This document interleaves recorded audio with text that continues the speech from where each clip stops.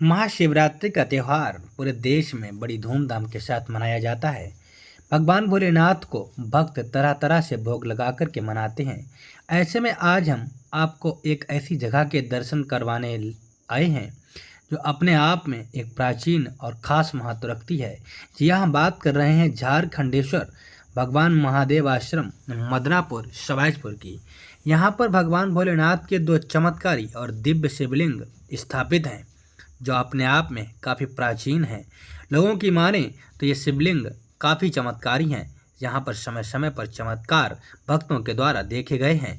जी हाँ, ये मंदिर अपने आप में प्राकृतिक वातावरण को समेटे हुए है। तो आइए आपको सुनवाते हैं यहाँ के पुजारी ने क्या कुछ बताया। नमस्कार, आप देख रहे हैं आरवी पाली नेटवर्क और मैं हूं आपके साथ रामू वाजपेयी। महाशिवरात्रि का त्यौहार है और पूरी देश में बड़ी धूमधाम के साथ मनाया जाता है। इस दिन महाशिवरात्रि पर शिवालयों में काफ़ी भीड़ रहती है और भगवान भोलेनाथ की पूजा अर्चना करने के लिए भक्त दूर दूर से आकर के उनको प्रसन्न करने के लिए तरह तरह के भोग लगाते हैं और पूजन अर्चन करते हैं। आज हम क्षेत्र के एक मंदिर पर मौजूद हैं। ये मंदिर काफ़ी प्राचीन है और यहाँ के इतिहास के बारे में जो जानकार हैं, मंदिर के कर्ता धर्ता हैं, उनसे हम बातचीत करेंगे और जानने की कोशिश करेंगे कि मंदिर की क्या महत्ता है और कितना पुराना ये मंदिर है। क्या नाम है आपका बाबा? राम सेवक मिश्र। बाबा जी, मंदिर के बारे में कुछ बताइए। पूछिए।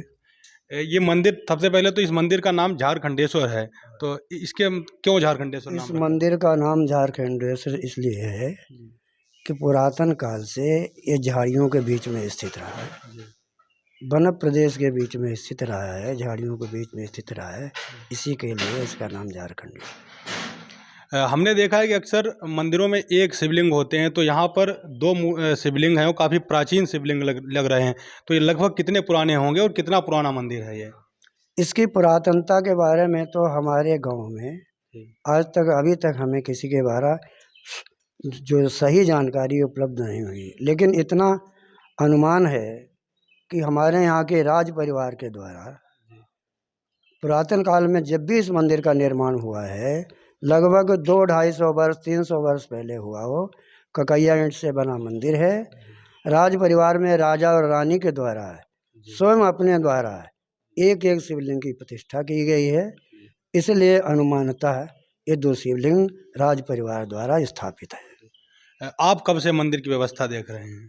जब से ये दिखला रहे हैं तब से। अच्छा।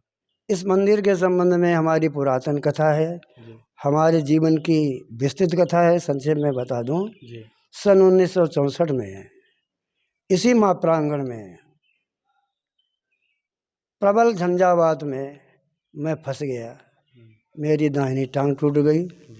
इनकी कृपा से मैं बचा और इन्होंने अपने सानिध्य में, अपनी सेवा में स्वयं प्रेरित करके लगाया। आज तक मैं चल रहा हूँ। ये घटना जो है सन 1916 जून सन 1964 की है। इसी वर्ष में मैंने हाई स्कूल की परीक्षा पंत विद्यालय पाली के द्वारा दी थी।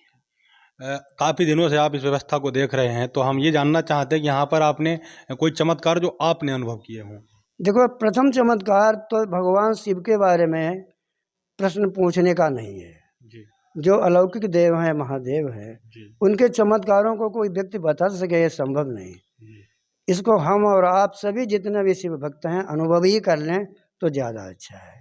रही बात चमत्कार की, हम अपने जीवन का जो प्रत्यक्ष उदाहरण बता रहे हैं कि हमारा सारा जीवन तब से लेकर आज तक पारिवारिक उत्थान, बच्चों से लेकर के परिवार के सहित जो कुछ जहाँ तक आज है वो सब इन्हीं की दया से है।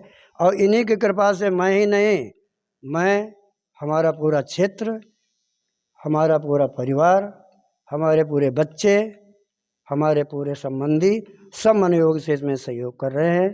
इसलिए उनको साधुवाद और प्रभु का आशीर्वाद। हमने सुना है यहाँ पर चावलों को लेकर के कोई कहानी है कि कोई व्यक्ति चोरी वगैरह, उसको लेकर क्या कथा प्रचलित है? हाँ, ये पुरानी परंपरा है, लौकिक परंपरा है।